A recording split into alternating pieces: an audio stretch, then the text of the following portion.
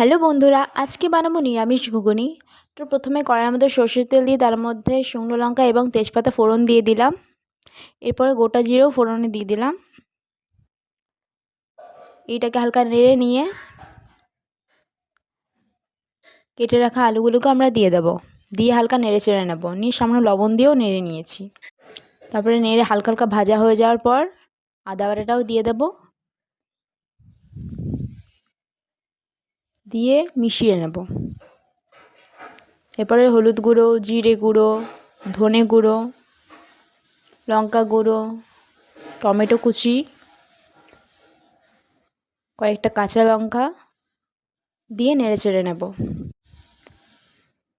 ভালো করে নেড়ে চেড়ে নিয়ে কাশ্মীরি লঙ্কা গুঁড়ো দিয়ে দেবো কালারের জন্য। নিয়ে আবার ভালো করে নেড়ে চেড়ে নেব। নেড়ে চেড়ে নেওয়ার পর সামান্য লবণ দিয়ে দিলাম, দিয়ে আবার নেড়ে নেব। এবার স্বাদ মতো অল্প চিনি দিয়ে আবার মিক্স করে নেব।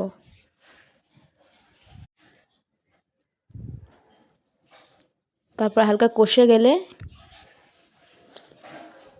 সেদ্ধ করে রাখা মটরটাকেও আমরা দিয়ে দেব, দিয়ে মিশিয়ে নেব। ভালো করে মেশাতে হবে আমাদের। ভালো করে মিশে গেলে এটাকে হালকা কষানোর জন্য রেখে দেব। তো আমাদের কষানো হয়ে গেছে, এবার পরিমাণ মতো জল দিয়ে দেবো আমরা। দিয়ে হালকা নেড়ে চেড়ে নিয়ে স্বাদ মতো লবণ দিয়ে দেবো, দিয়ে মিক্স করে নেব। এরপরে ঢাকা দিয়ে দেব। কিছুক্ষণ পর ঢাকাটা খুলে নিয়ে দেখলাম হয়ে গেছে আমাদের ঘুগনি। মটর এবং আলুগুলো খুব ভালো সেদ্ধ হয়ে গেছে।